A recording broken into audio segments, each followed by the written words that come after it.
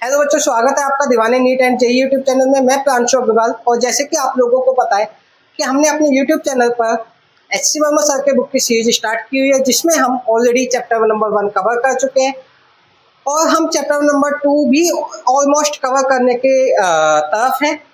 मैं question number 31 तक आपके साथ डिस्कस कर चुका हूँ चैप्टर नंबर 2 के। आज हम क्वेश्चन नंबर 32, 33, 34, 35 सब कवर कर लेंगे। एक्सरसाइज फिनिश हो जाएगी। फिर इसमें ऑब्जेक्टिव 1 एंड ऑब्जेक्टिव 2 बचेंगे, वो भी नेक्स्ट 2 डेज में आपके साथ कवर कर लिए जाएंगे। तो चलिए बिना टाइम वेस्ट के वीडियो को स्टार्ट करते हैं, जिसमें क्वेश्चन नंबर 32 हमें डिस्कस करना है। क्वेश्चन नंबर 32 आपको स्क्रीन पर भी दिख रहा होगा। क्वेश्चन में क्या कहा जा रहा है कि फाइंड की ये जो कुछ नंबर्स दिए गए हैं, इनको राउंड ऑफ करना है 2 सिग्निफिकेंट डिजिट्स तक। यानी कि इन नंबर्स को इस तरीके से राउंड ऑफ करो कि रिजल्टेंट नंबर में कितना आए, 2 सिग्निफिकेंट डिजिट्स हो। सही है।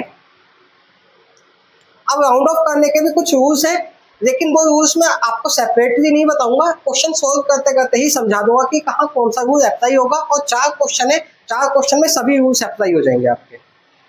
ठीक है। इसके अलावा राउंड ऑफ का कोई क्वेश्चन करने की जरूरत ही नहीं है, प्रैक्टिस के लिए कर सकते हो।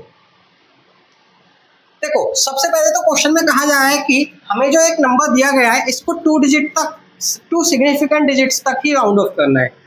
2 सिग्निफिकेंट डिजिट की बात करूं तो ये 2 सिग्निफिकेंट डिजिट्स हो जाएंगी। इसका मतलब मुझे इन दोनों को हटाना होगा। ठीक है।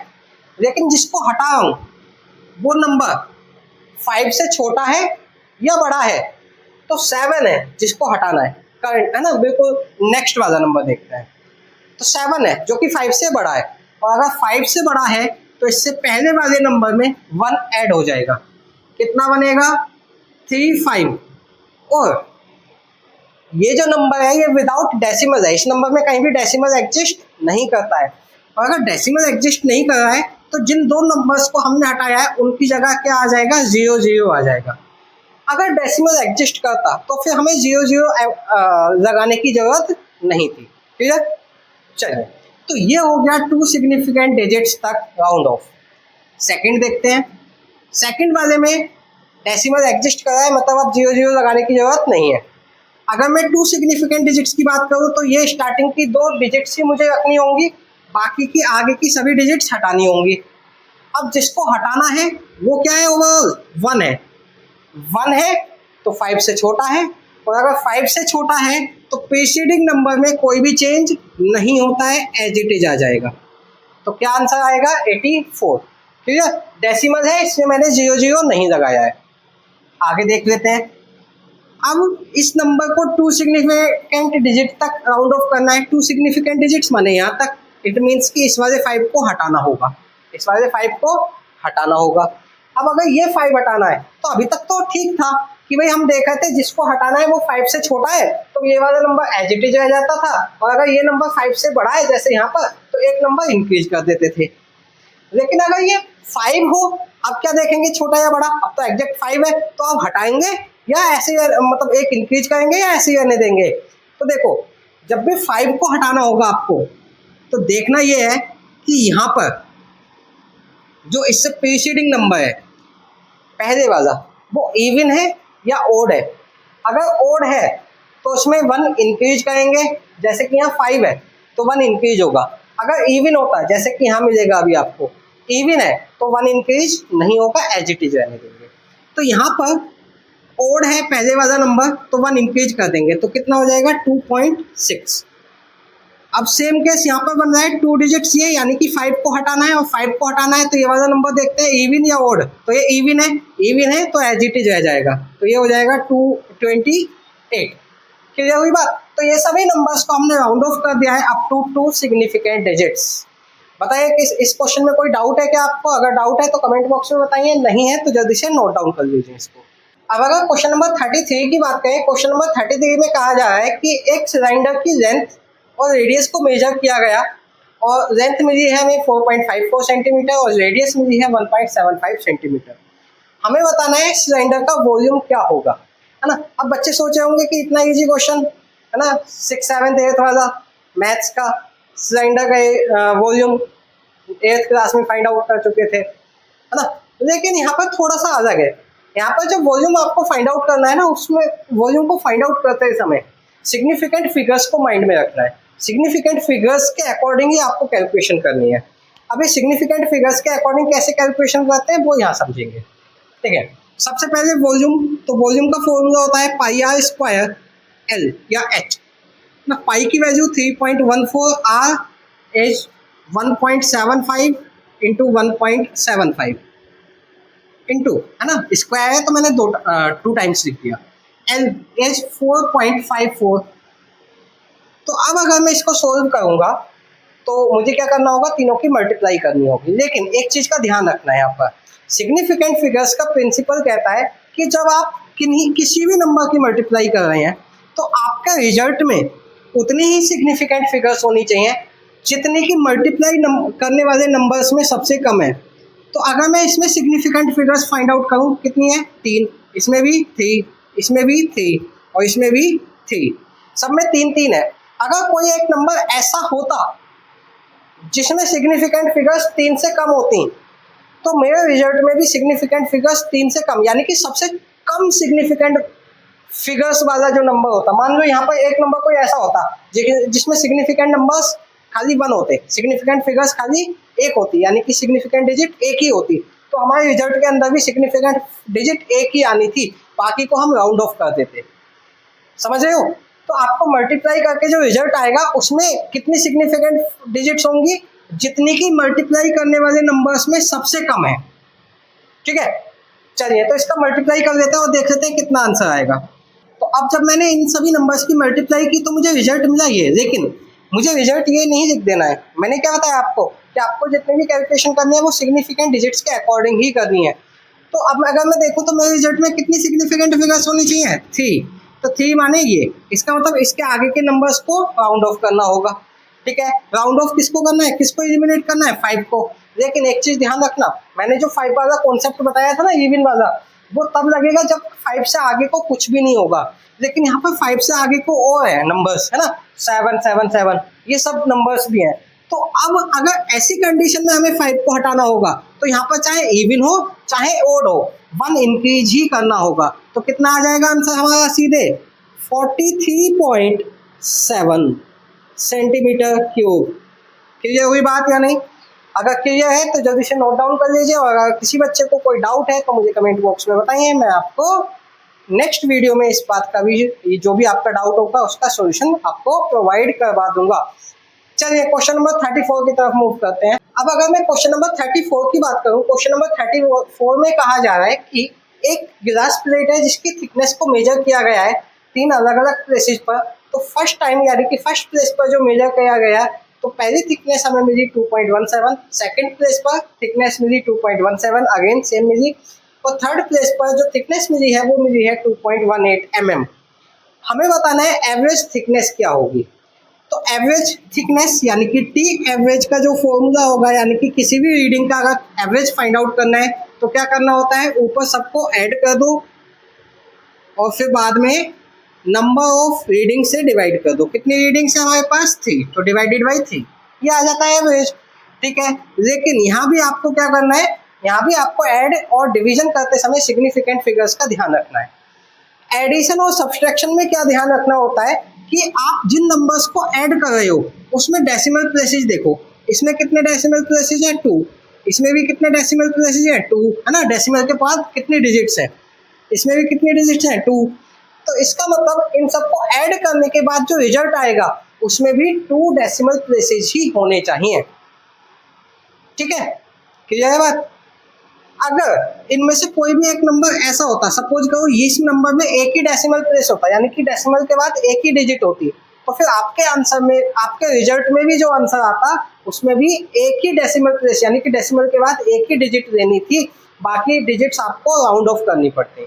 लेकिन अभी तीनों में कैसा है, 2 2 2, तो आपके रिजल्ट में जो डेसिमल डिजिट्स आएंगी वो कितनी होंगी, 2 डेसिमल डिजिट्स होंगी, ठीक है। तो सबको ऐड कर देते हैं, कितना मिलेगा, 7 7 14 और 7 22, 2 कैरी 2 1 3 1 4 1 5.6 6.52 डिवाइडेड बाई 3। अब 3 से डिवाइड कर देते हैं, और डिवाइड और मल्टीप्लिकेशन का रूल सेम है, सिग्निफिकेंट फिगर्स में अभी मैंने मल्टीप्लाई में बताया था कि आपके नंबर्स में जितनी सिग्निफिकेंट फिगर्स है उतनी ही आपके रिजल्ट में भी होनी चाहिए। ठीक है, तो डिवाइड कर देते हैं। 3 2 जा 6 पॉइंट, 3 1 जा 3, कितना बचा 2, 3 7 जा 21, 1 बचेगा, 3 3 जा 9, 3 3 जा 9, आगे को चलता रहेगा। लेकिन अब अच्छा एक चीज और, यहाँ पर इसमें नंबर में कितनी सिग्निफिकेंट फिगर्स है, तो बच्चे कहेंगे एक है, नहीं, ये एक एग्जैक्ट नंबर है, इसको मेजर करके नहीं लाया गया, ये कैसा है एग्जैक्ट नंबर है, यानी कि हमें पता है कि 3 ही है एग्जैक्टली, ये मेजर किया ही नहीं हमने, हमें यहाँ 3 डिजिट्स 3 रीडिंग्स देखी, हमने 3 से डिवाइड कर दिया, तो 3 इज एग्जैक्ट नंबर। और जो एग्जैक्ट नंबर्स होते हैं ना उनमें infinite number of significant figures होती हैं, तो इसके अंदर कितनी सिग्निफिकेंट फिगर्स है, इन्फिनिटी, बहुत सारी हैं। ठीक है, तो इसमें तो इन्फिनिटी हो गई, लेकिन आपका जो ऊपर रिजल्ट है इसमें कितनी सिग्निफिकेंट फिगर्स है, इसमें है 3, है ना, कितनी सिग्निफिकेंट फिगर्स है 3, तो आपके रिजल्ट के अंदर कम आनी चाहिए, तो आपके रिजल्ट के अंदर कितनी सिग्निफिकेंट फिगर्स होनी चाहिए, 3 या इन्फिनाइट, तो 3 होनी चाहिए, है ना, 3 होनी चाहिए, तो 3 तो ये हो गई, इसका मतलब इसके आगे को हमें राउंड ऑफ करना होगा, और राउंड ऑफ किसको करना है, 3 को, 3 किससे 5 से कम है, तो ये नंबर एज इट इज रह जाएगा, तो आपका आंसर होगा 2.17 सेंटीमीटर एवरेज थिकनेस आ गई आपकी। क्लियर हुई बात? ठीक है, तो मुझे लगता है राउंड ऑफ आपको क्लियर हुआ होगा, सिग्निफिकेंट फिगर्स का कॉन्सेप्ट भी धीरे धीरे क्लियर हुआ होगा। जल्दी से इसको नोट डाउन कर लीजिए, और इस चैप्टर का की एक्सरसाइज का लास्ट क्वेश्चन, क्वेश्चन नंबर 35 हम डिस्कस करने जा रहे हैं। अब अगर मैं क्वेश्चन नंबर 35 की बात करूं, लेकिन क्वेश्चन नंबर 35 स्टार्ट करने से पहले मैं एक इन्फॉर्मेशन आपके साथ शेयर करना चाहता हूं। जैसे कि हमें पता है कि इस वीक ये चैप्टर फिनिश हो जाएगा, नेक्स्ट वीक हमें नया चैप्टर शुरू करना होगा जो कि मोशन वाला चैप्टर है। तो मोशन वाले चैप्टर में मैक्सिमम बच्चों को रिलेटिव मोशन के कॉन्सेप्ट में काफ़ी प्रॉब्लम रहती है। रिलेटिव मोशन जैसे कि Rain Man problem, river what problem, है ना, रिवर वाली प्रॉब्लम्स और अम्ब्रेला वाली प्रॉब्लम्स, ये सब प्रॉब्लम्स जो हैं ये काफ़ी बच्चों को परेशान करती हैं। तो मैंने अपकमिंग संडे को एक ऑनलाइन क्लास रखी है जो कि यूट्यूब से अलग किसी प्लेटफॉर्म पर होगी। अगर आप लोग उस क्लास को ज्वाइन करने में इंटरेस्टेड हैं, जो कि बिल्कुल फ्री ऑफ कॉस्ट है, तो वीडियो के डिस्क्रिप्शन में आपको एक गूगल फॉर्म की लिंक दी गई है, लिंक पर क्लिक कीजिए, गूगल फॉर्म को फिल कीजिए, आपकी सभी इंफॉर्मेशन मेरे पास आ जाएगी जो जो वहाँ आप फिल करेंगे, और उस इंफॉर्मेशन के थ्रू मैं आपको क्लास की लिंक प्रोवाइड करवा पाऊंगा और क्लासेज के बारे में बाकी इंफॉर्मेशन दे पाऊंगा। तो इंटरेस्टेड बच्चे जल्दी से वीडियो को पॉज करके वो गूगल फॉर्म फिल कर दीजिए, हार्डली 1 to 2 मिनट का काम है, और जिन बच्चों ने फिल कर दिया है जल्दी से क्वेश्चन नंबर 35 डिस्कस करते हैं। चलिए, क्वेश्चन नंबर 35 में कहा जा रहा है कि एक पेंडुलम है जिसको एक हुक के साथ सस्पेंड किया गया है, जिसमें स्ट्रिंग की लेंथ दी गई है 90.0 सेंटीमीटर, और हुक और बॉब के सेंटर यानी कि बॉब की रेडियस, हुक और बॉब की रेडियस का सम जो दिया गया है वो है 2.13 सेंटीमीटर, यानी कि ये वाली लेंथ प्लस ये वाली लेंथ ऐड करके हमें दी गई है 2.13 सेंटीमीटर। हमसे कहा जा रहा है find the effective length of the pendulum, pendulum की इफेक्टिव लेंथ बताइए क्या होगी। ठीक है, अब सबसे पहले समझ लेते हैं इफेक्टिव लेंथ क्या होती है। तो इफेक्टिव लेंथ होती है कि पेंडुलम को जहां से सस्पेंड किया गया है, माने इस पॉइंट से, और कहाँ तक, बॉब की रेडियस सेंटर तक की डिस्टेंस।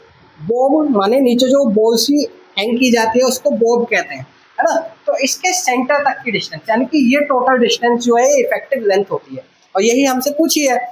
ठीक है, तो इफेक्टिव लेंथ कितनी आ जाएगी, अगर मैं शॉर्ट में आप लोगों को बताऊं, है ना, बिना थ्योरी के, थ्योरी तो आप लिख ही सकते हैं कि effective length is sum of this and this. ठीक है, तो इफेक्टिव लेंथ होगी ये वाली डिस्टेंस प्लस ये दोनों, है ना, टोटल ये वाली डिस्टेंस किसके इक्वल होगी, ये वाली लेंथ प्लस ये वाली और ये वाली लेंथ, जो कि इन दोनों के सम के इक्वल है। तो मैं सीधे सीधे क्या कर दूं, 90 + 0 + 2.13 सेंटीमीटर। जिन बच्चों को समझ नहीं आया है वो समझ लीजिए, इसको अगर मैं x मान लूँ और इसको अगर मैं y मान लूँ, तो इफेक्टिव लेंथ होगी 90.0 सेंटीमीटर प्लस x + y, और x + y की वैल्यू मुझे दे रखी है 2.13 सेंटीमीटर। तो मैंने डायरेक्टली इस तरीके से कर दिया है। ठीक है, चलिए अब इन दोनों को ऐड कर देते हैं। ऐड करेंगे कितना मिलेगा, तो 31.29। लेकिन ऐड करते समय एक चीज का ध्यान रखना है, फिर से कहूंगा, सिग्निफिकेंट डिजिट्स है ना, सिंपली ऐड करवाया है तो ये तो नहीं है कि फोर्थ फिफ्थ का क्वेश्चन है सीधे ऐड कर दोगे, सिग्निफिकेंट फिगर्स को माइंड में रखना है। क्या बताया था ऐड करते समय, क्या देखना है कि डेसिमल के बाद कितने डिजिट्स हैं, इसमें कितने डिजिट्स हैं 1, और इसमें कितने डिजिट्स हैं 2, तो आपके आंसर में कितनी होनी चाहिए, कम बाजी, यानी कि आपके आंसर में एक ही डेसिमल के बाद एक ही डिजिट होनी चाहिए। तो इसका मतलब दूसरी वाली डिजिट को राउंड ऑफ करना होगा। किसको राउंड ऑफ कर रहे हैं, 3 को, 3 5 से छोटा है तो इसके प्रीसीडिंग वाली डिजिट एज इट इज रह जाएगी, यानी कि आंसर आ जाएगा 92.1 सेंटीमीटर आंसर।